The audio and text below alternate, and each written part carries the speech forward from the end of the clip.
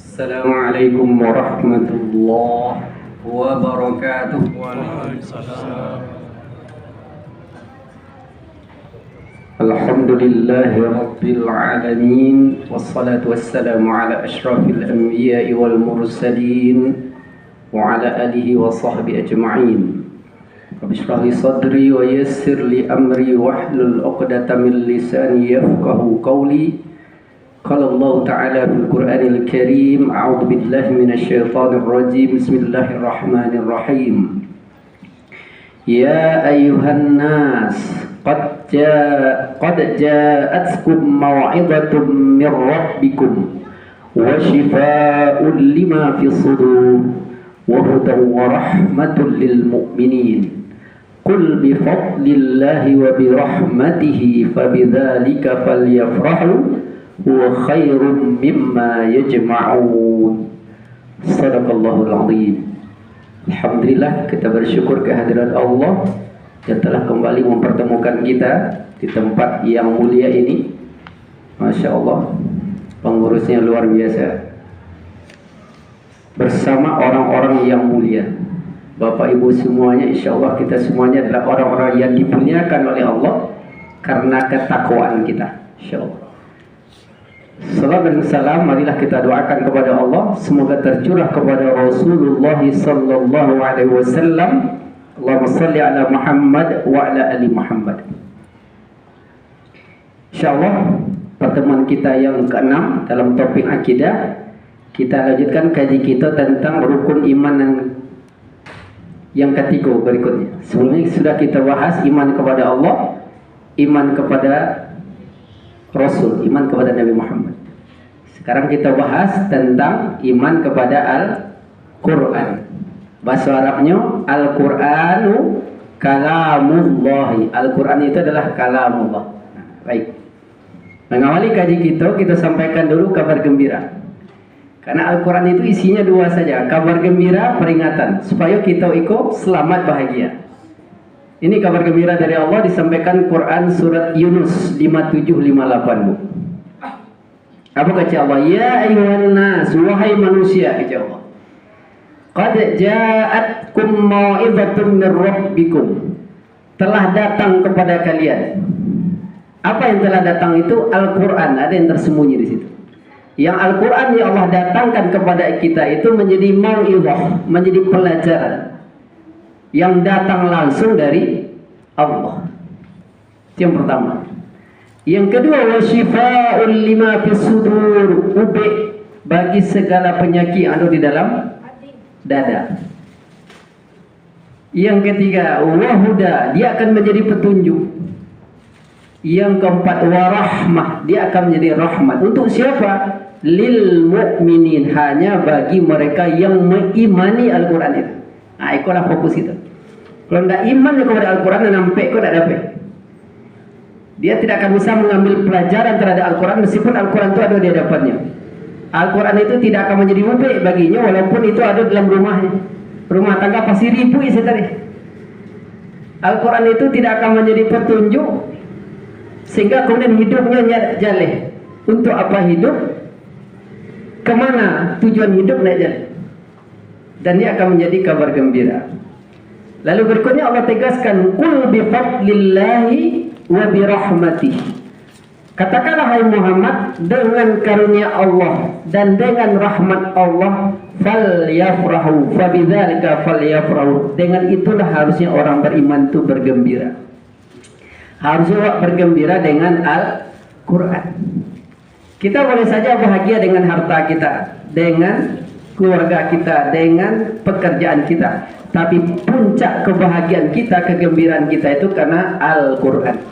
Bahkan Allah kunci dengan kalimat huwa khairum mimma yajma'un. Al-Quran itu lebih baik dari apa saja yang kita kumpulkan. Ayo kita kumpulkan, Bu.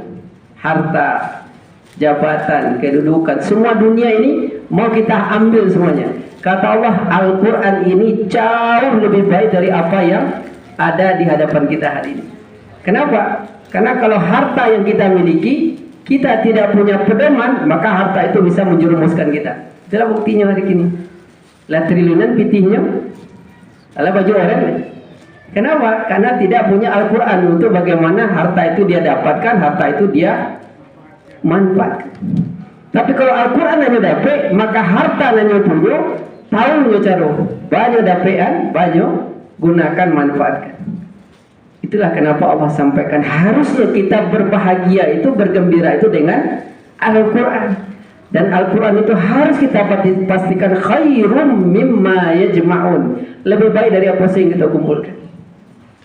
Karena sesungguhnya yang kita inginkan dalam hidup ini kan bahagia. Dan kebahagiaan sesungguhnya itu adalah dengan Al-Quran. Syaratnya iman. Itu yang kita kaji insyaAllah.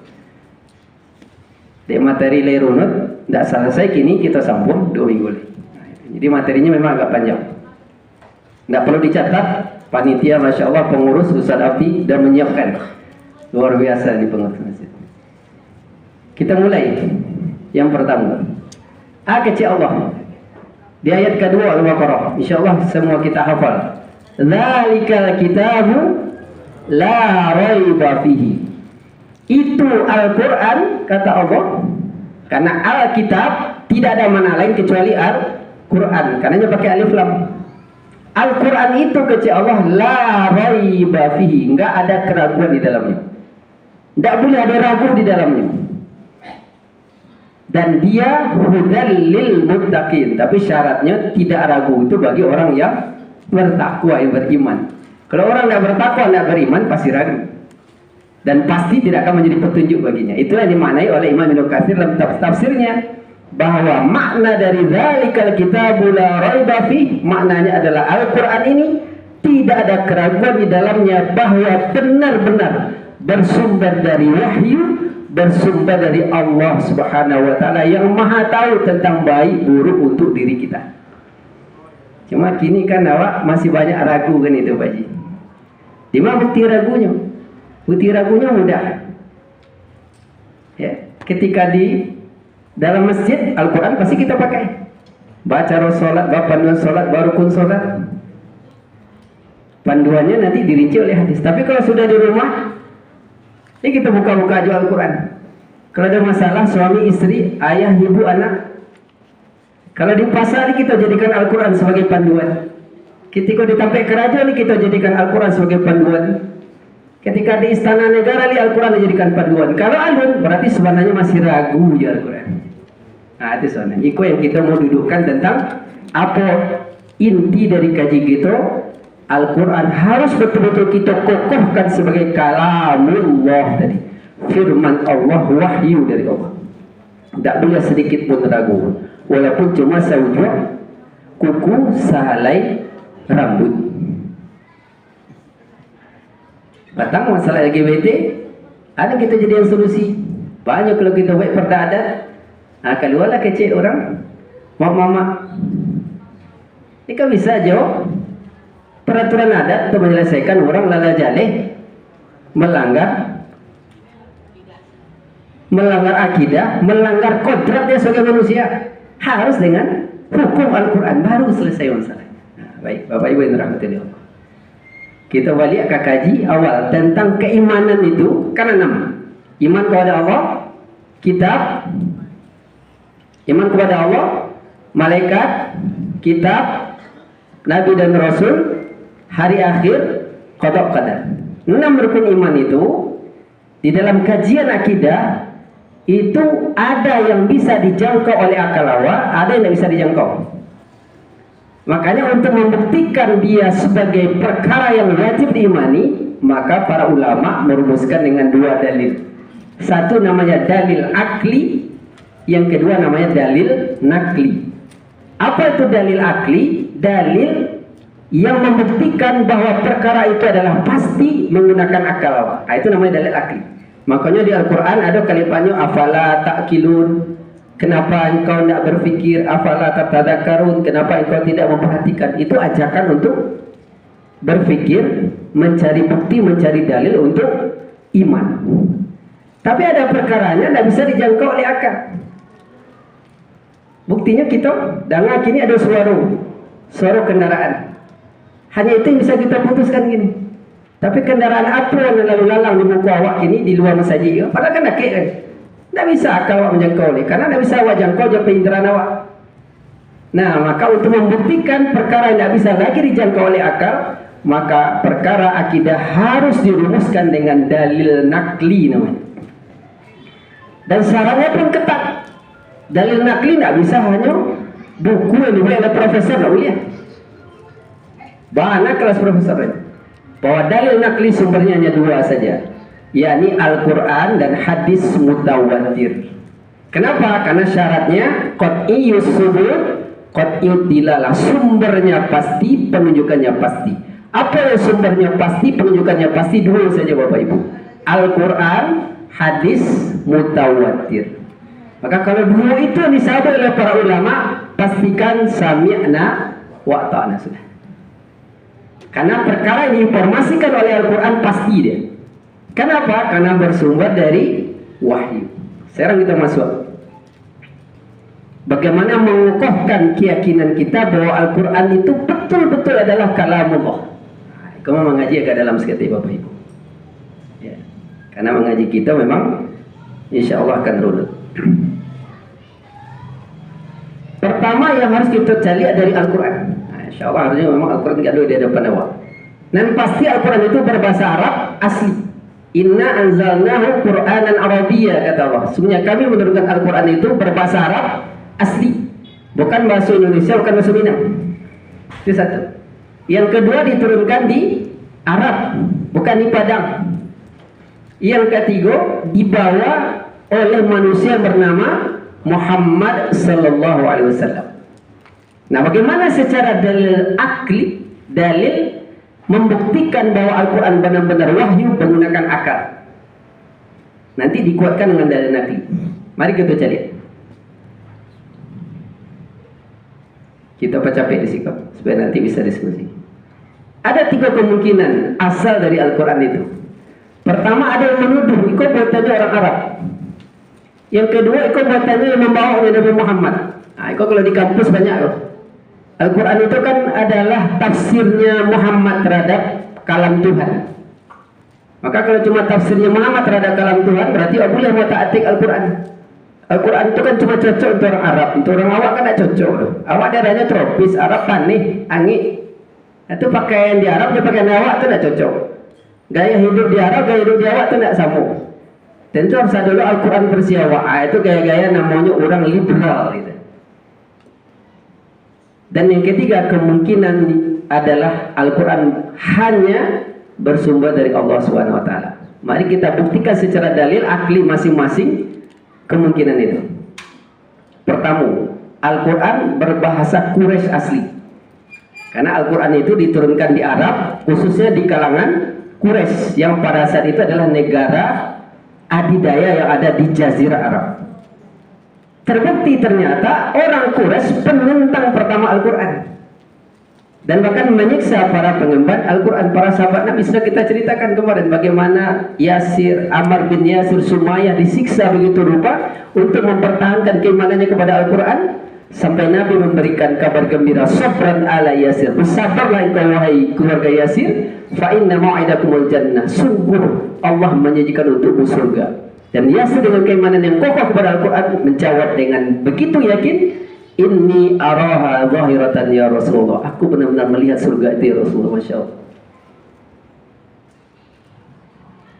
Ternyata Allah sudah menantang orang-orang Quraisy. Nah, ini tantangan Al-Quran untuk membuktikan bahwa kemungkinan pertama Al-Quran berasal dari orang Arab pasti tertolak alias batil. Kecil Al-Quran di Quran surat Hud ayat 3 balik. Ya, Allah menantang untuk mendatangkan, kalau kalian mampu menentang Al-Quran ini, coba datangkan 10 surat. 10 diminta, terserah surat modelnya. Am yaqulu naftara, bahkan mereka mengatakan bahwa iftarah, Nabi Muhammad itu memimpi Al-Quran. Nah, itu tuduhannya orang Quraisy.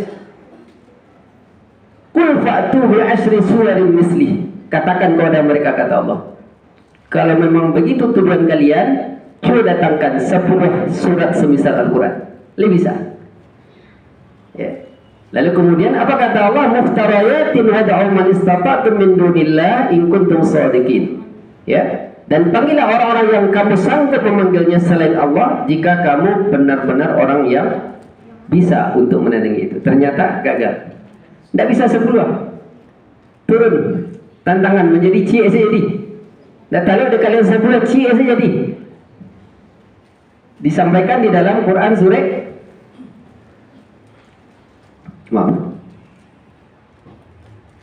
Al-Baqarah 23. Wa in kuntum fi raibin mimma nazzalna ala 'abdina fa'tu bi suratin min misli. Kata Allah, jika kamu masih ragu jual Al-Quran kau, masih kalian tuduh Nabi Muhammad yang membuat Al-Quran kau, Nabi Muhammad yang membawa, cuba datangkan oleh kalian cie surah saja jadi. Kalau 10 tidak tahu cie jadi. Bahkan Allah tantang berikutnya, wad'u syuhada'akum min dunillah. Panggil segala penolong kalian, siapapun selain Allah. Mau jin, mau syaitan, mau siapapun terserah. Sado orang Arab berkumpul terserah. In kuntum shadiqin, jika kalian memang benar dalam tuduhan tadi. Apa yang terjadi Bapak Ibu yang dirahmati oleh Allah? Dicubur sama si Musailamah. Siapa namanya? Musailamah Al-Kadzab. Musailamah si pembohong. Hanya cuba ubek surah tadi. Ada surahnya surah kelinci. Tandingan untuk Quran surat Al-Asr wal Asri. Hanya ubeklah namanya surah kelinci. Kira-kira ikut terjemahan bahasa Indonesia-nya. Kalau dulu bahasa Arab panjang lebih kok. Hai kelinci, sesungguhnya kamu seterusnya. Tidak ada isi, tidak ada makna. Bahkan jangankan layak disandingkan kepada Al-Quran. Bahkan apa yang dilakukan oleh si Musailamah itu sendiri itu ditentang oleh koleganya Islam, kawan yang sama-sama punya keahlian bersyair, namanya Walid bin Mughirah, yang paling pakar dalam persoalan syair pada saat itu. Sama-sama kafir, sampai akhir tidak masuk Islam, tapi tuduhan pengakuannya luar biasa. Demi Allah, tidak ada seorang laki-laki pun di antara kalian yang lebih mengetahui syair daripada aku. Tidak ada yang lebih mengetahui raja dan qasid selain aku. Kalau bahasa awaknya, di bahasa Indonesia kan ada proza, ada puisi kan itu. Ada sajak, ada pantun. Itulah kira-kira dalam bahasa Indonesia. Tidak ada yang lebih menguasai syair ketimbang aku. Itu kecek si Walid bin Mughirah. Maka apa pengakuan jujur si Walid bin Mughirah? Demi Allah, tidaklah yang dibaca oleh Muhammad itu menyerupai sedikit pun dari model syair apapun yang ada di Arab pada saat itu. Mau proza, mau syair, mau proza, mau puisi. Nah, kan itu kalau istilah di bahasa Indonesia. Dia itu tinggi, tidak ada lebih tinggi darinya. Itu pengakuan jujur dari si Walid bin Mughirah. Tapi meskipun diakui secara akalnya, tidak sampai kepada tahap meyakini, sehingga hanya tidak iman, tetap kafir sampai kematian. Jadi tuduhan pertama bahwa kemungkinan Al-Quran dari bangsa Arab sudah tertolak alias batil secara akal. Yang kedua, kita pasingkir. Tuduhan kedua tadi, Al-Quran itu buatan Nabi Muhammad itu kan ini membawa. Nah, kan itu tuduhan-tuduhan orang Quraisy saat itu. Dan hari ini tak bawa kok di kampus-kampus ada mengecek benda itu. Sehingga boleh oleh mau ubah Al-Quran kan. Tak sadar Al-Quran yang cocok jawab kini leh. Nah, kira-kira itulah bahasanya orang liberal, orang yang menganggap kebenaran itu tidak hanya di Al-Quran, juga ada di agama yang lain. Nah, mari kita cari.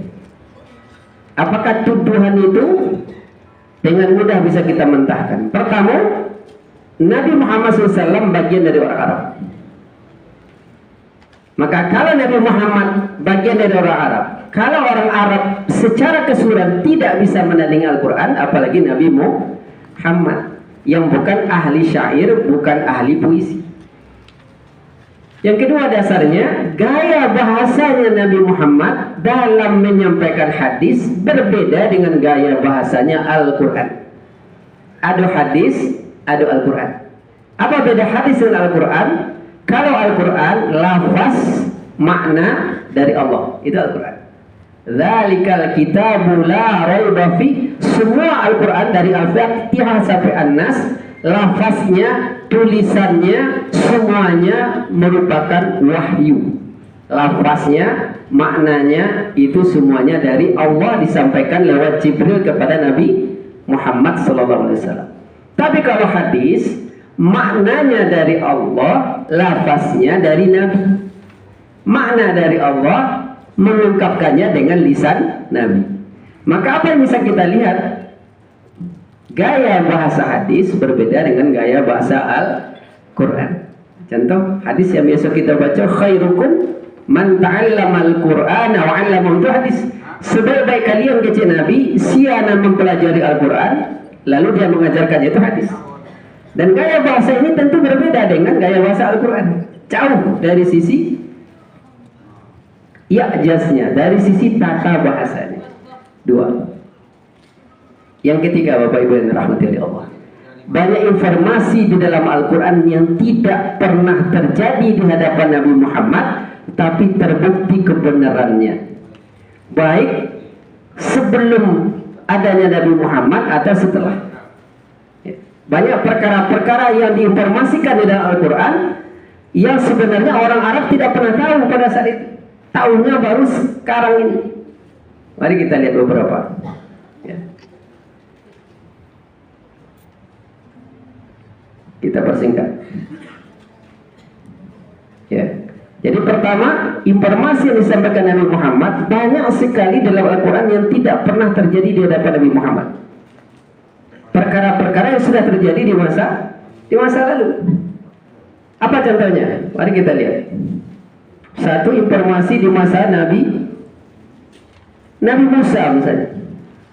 Al-Quran menceritakan bagaimana ketika pasukan Nabi Musa ketemu dengan pasukan Fir'aun. Sudah saling ketemu. Ya. Pasukan Fir'aun di belakang, pasukan Musa di tengah, depannya laut. Udah nggak ada pilihan. Pilihan tinggal satu, hanya berharap pertolongan Allah. Sampai diabadikan oleh Al-Quran, ya Musa inna lamudrakun. Wahai Musa, kita ini pasti akan didapati oleh Fir'aun, pasti kita akan hancur dengan pasukan Fir'aun yang begitu hebat ini. Tapi apa kata Musa? Qala kalla inna ma'iya rabbi, sekali-kali tidak. Sungguh bersamaku ada Allah. Itulah keyakinan Musa pada saat itu, sehingga kemudian Fir'aun tenggelam, pasukan Musa selamat. Setelah kemudian Musa memukulkan tongkat. Itu informasi di masa lalu yang kemudian hanya diketahui dengan Al-Quran. Sekarang mari yang kedua, kita bersingkat. Ya, itu tadi kisah Nabi Musa. Sekarang mari kita lihat yang kedua. Ayat-ayat Al-Quran yang terbukti sesuai dengan kondisi terkini. Ya. Banyak sekali penjelasan di dalam Al-Quran tentang kondisi-kondisi, fakta-fakta yang terbukti belakangan. Memang benar penjelasannya itu sesuai dengan yang sebenarnya. Contohnya apa? Pembuatan sarang lebah, produksi madu. Ada tak kampus pada saat itu yang membahas tentang masalah lebah? Tidak ada. Tapi Nabi Muhammad bisa mengasih tahu tentang masalah lebah secara detail, karena disampaikan oleh Al-Quran. Mari kita lihat, Bapak Ibu yang dirahmati oleh Allah. Apa kata Allah terkait dengan sarang lebah dan produksi madu?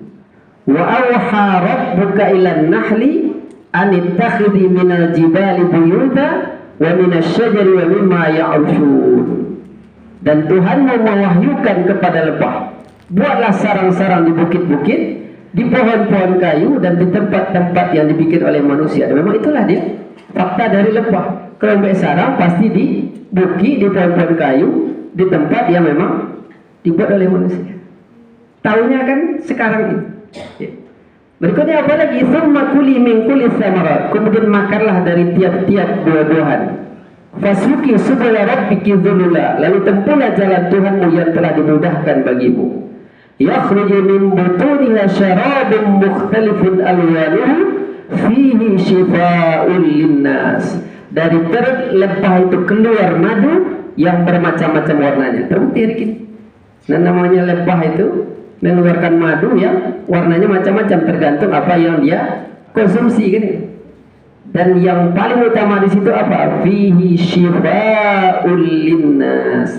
Di dalam madu itu ada syifaun, obat bagi manusia. Bahkan dari sarangnya itu juga masih jadi obat. Propolis itu baru ketahuannya belakangan. Padahal Nabi pada saat itu tidak ada belajar kan itu. Makanya disebut dengan Nabi yang ummi. Tapi bisa memberitahukan sesuatu yang baru ditemukan teknologinya bertahun-tahun kemudian. Itulah keajaiban, kemujizatan dari Al-Quran. Tinggal persoalannya, kita akan betul-betul yakin atau masih ragu. Apa yang menarik Bapak Ibu yang dirahmati oleh Allah? Pertama, mari kita lihat. Allah SWT menunjukkan seruan pertama kali kepada lebah dalam bentuk umum, kemudian mengkhususkan seruan kepada lebah betina. Jadi ternyata yang membuat sarang, mengumpulkan sari bunga dalam pohon, memproduksi madu, itu semuanya lebah betina. Nah, membuat sarang, lebah betina. Mengumpulkan sari bunga, lebah betina. Memproduksi madu, lebah betina. Karena yang namanya hewan itu sebagaimana kita, ada jantan, ada betina. Nggak ada yang LGBT kan itu. Jadi siapa yang membuat sarang? Betina. Beda Jawa kan itu kan. Ya laki-laki apa fungsinya? Cuma untuk membuahi saja. Ya. Makanya kalau kita baca dalam kajian bahasa Arab, perintahnya ittakhidhi. Jadi isimnya semuanya untuk dia, mu'annas istilahnya, untuk perempuan semuanya. Bayangkan Nabi pada saat itu belum punya kemampuan untuk membedakan mana yang lebah betina, mana lebah jantan. Tapi Al-Quran yang dibawa oleh Nabi mampu memberitahu kepada Nabi dan mencerdaskan bahasa Arab pada itu yang baru ditemukan teknologinya 14 abad kemudian. Ya. Inilah keagungan, keajaiban dari Al-Quran. Tinggal persoalannya kita masih ragu atau betul-betul yakin dengan seluruh informasi di dalam Al-Quran yang isinya perintah untuk kemudian kita patuh dan taat. Bapak Ibu yang dirahmati oleh Allah. Jadi betina-betina itulah yang melakukan semua itu. Informasinya lewat Al-Quran. Ya. Ini topik kita masih membahas tentang keimanan. Ya. Bahkan lebih jauh dijelaskan di sini, satu koloni lebah berisi sekitar 20.000 sampai 60.000 lebah pekerja, dan hanya satu ratu saja. Makanya perlu diperhatikan lebah itu ratunya. Semua lebah pekerja adalah betina yang hidupnya hanya sekitar 6 minggu. Lebah betina mengurusi semua pekerjaan dalam koloni lebah. Usia ratu lebah mencapai 5 tahun, dan ini penelitian semuanya.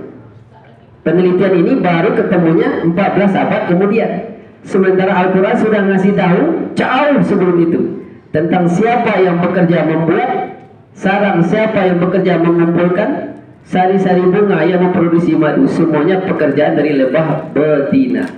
Sementara si jantan pekerjaannya cuma satu saja, itu kawin saja. Itu yang namanya lebah. Nah, maka jangan sampai awak serupa lebah apa-apa. Ya, jangan serupa lebah, karena tanggung jawab kita 5 kan itu terhadap keluarga. Ya, itu informasi dari Al-Quran. Makanya lebah jantan itu umurnya pendek dulu. Nah, itu disampaikan di Al-Quran. Ya, beda dengan lebah betina. Itu berkaitan dengan lebah. Nah, kita dalami lebih jauh. Hasil dari penelitian ilmuwan, ya, bahan baku yang diperlukan lebah membuat sarang berbentuk segitiga maupun persegi lebih banyak dibandingkan berbentuk segi 6. Sehingga segi 6 merupakan bentuk paling ideal sarang lebah. Jadi sarang lebah itu segi 6, karena itu adalah bentuk yang paling kokoh. Ya. Bentuk yang paling kokoh. Segi 6, sarangnya terluas, tapi bahan bakunya terkecil, kokoh. Ya. Penemuannya 14 abad kemudian. Nabi ngasih tahunya jauh sebelumnya. Para ilmuwan meneliti struktur sempurna sarang lebah itu memiliki perhitungan matematis mengagumkan yang dilakukan sedemikian rupa dan sangat kompleks. Ini adalah desain yang membutuhkan kejelian matematik yang rumit. Pada dulu belum ada ilmu matematik, tapi Nabi bisa ngasih tahu bentuk sarangnya persegi 6. Masya Allah. Bapak Ibu yang dirahmati oleh Allah. Sekarang kita pindah kepada yang kedua. Lebah pindah ke samui. Ini juga Al-Quran. Ya. Apa kata Allah? Siapa pemimpin semut? Jantan atau betina? Al-Quran namanya Bu. Ya. Kalau cari samui jantan di betina bisa dipisahkan, Pak. Dia bisa tahu kok samui jantan, kok samui betina bisa, Pak Ji? Tidak bisa ya. Tapi Al-Quran yang ngasih tahu. Siapa memimpin semut itu? Apa kata Allah? Hatta idza atau ala wadin namli. Hingga apabila mereka sampai di lembah semut. Qalat namlatun, berkatalah seekor semut. Lihat kata kuncinya, qalat. Ya, ya ayuhan namlu, wahai para semut, udkhulu masakinakum. Masuklah kalian semua ke dalam sarang-sarang kalian. La yahtimannakum Sulaiman. Ini kisah semut dengan Nabi Sulaiman, ya. Agar kalian tidak diinjak oleh Sulaiman wa junuduhu, dan tentaranya, wa hum la yash'urun, dan mereka tidak menyadari. Sekarang pertanyaannya, ini yang menjadi pemimpinnya semut siapa? Jantan apa betina? Berdasarkan ayat itu bisa kita dapatkan kata kuncinya. Apa kata kuncinya? Allah menggunakan kata namlatun, ya. Jadi Bapak Ibu kalau nanti kita belajar bahasa Arab, ada namlu, kita lihat di sini, ada an-namlu. Jadi ada an-namlu, di sini namlatun, ya. Ini tidak ada tamarbutoh, ini pakai tamarbutoh, ya. Ini tamarbutoh, ini tidak ada tamarbutoh. Kalau ada kata pakai tamarbutoh, berarti nama isimnya mu'annas, berarti batino. Kalau yang tanpa tamarbuta berarti semutnya jantan. Jadi dalam masalah mudah saja. Kalau namlun semut jantan, kalau semut betina tambah tamarbuta namlatun. Ya. Semut betina. Gitu. Kalau murid tilmizun. Kalau murid laki-laki, kalau murid perempuan tilmizatun. Tinggal tambah tamarbuta, cik laki-laki, cik manusia. Jadi kalau bahasa Arab ada yang ujungnya tamarbuta, berarti secara jenis itu muannas. Bahasa Arabnya batino atau perempuan. Jadi dari ayat ini saja Allah sudah kasih kabar. Apa kasih kabarnya? Bahwa yang memimpin semut untuk masuk ke dalam sarang ketika berhadapan dengan pasukannya Sulaiman itu adalah semut betina. Masya Allah. Padahal pada saat itu belum ada yang bisa membedakan mana yang semut jantan sama betina. Tapi Nabi Muhammad bisa ngasih tahu itu sama orang-orang Quraisy. Masya Allah. Itulah kemu'jizatan Al-Quran. Dan pasti nggak mungkin bersumber dari Nabi Muhammad. Karena mungkin Nabi Muhammad tahu, ya kan? Jangan untuk kemudian membedakan tadi, ya mana yang jantan mana yang betina. Pasti ini di luar manusia. Hatta itu Nabi Muhammad. Siapa ini sumbernya? Dari Khaliqin Nas, dari pencipta manusia, dari Rabbul Alamin, dari pengatur seluruh alam ini.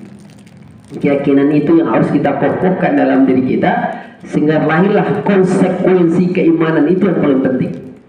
Ibarat wak menerima suri kok dari sia kan itu.